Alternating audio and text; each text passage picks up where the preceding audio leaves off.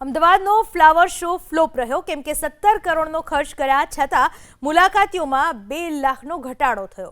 આ વખતના ફ્લાવર શોના આયોજન માટે 17 કરોડ રૂપિયાનો ખર્ચ થયો છે, જે ગત વર્ષની તુલનાએ 2 કરોડ રૂપિયા વધુ છે। સામાપક્ષી ગત વર્ષે 13 લાખના મુલાકાતીઓની સામે આ વખતે માત્ર 11 લાખ મુલાકાતી જ નોંધાયા, એટલે કે મુલાકાતીની સંખ્યામાં 2 લાખનો ઘટાડો થયો। ગત વર્ષનો ફ્લાવર શો 26મી જાન્યુઆરી સુધી જ યોજાયો હતો। આ વખતે 3 દિવસ વધારીને 29મી જાન્યુઆરી સુધી આયોજન ચાલુ રખાયું હતું, તો પણ મ્યુનિસિપલ કોર્પોરેશનના અધિકારીઓથી બે છેડા ભેગા ના થયા।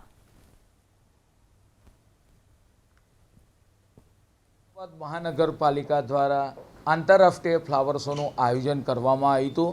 1 જાન્યુઆરીએ રાજ્યના માનનીય મુખ્યમંત્રી શ્રી ભૂપેન્દ્રભાઈ પટેલ સાહેબે તેને ખુલ્લો મૂક્યો હતો। ફ્લાવર શો આપણે વાત કરીએ કે દિવસે દિવસે એની આપણે વાત કરીએ કે નામના વધતી જાય છે। અનેક લોકો આની મુલાકાતે આવે છે, રાજ્યમાંથી, દેશમાંથી। આ વખતે ફ્લાવર શોની મુલાકાતે 11,68,000 જેટલા મુલાકાતીઓએ ફ્લાવર શોની મુલાકાત લીધી હતી અને તેનાથી મહાનગરપાલિકાને લગભગ આપણે વાત કરીએ કે 13.5 કરોડની આજુબાજુ અંદાજિત ટિકિટની આવક, સ્પોન્સરની આવક અને સ્ટોલના હરાજીના માધ્યમથી લગભગ 13.5 કરોડ કરતાં વધારેની આવક થઈ છે અને ખાસ કરીને લોકોની હેપીડેક્સ ઇન્ડેક્સ વધે એટલે મહાનગરપાલિકા દ્વારા કાંકરિયા કાર્નિવલ હોય, આપણે ફૂડ ફેસ્ટિવલ હોય અને ફ્લાવર શોનું આયોજન કરવામાં આવે છે।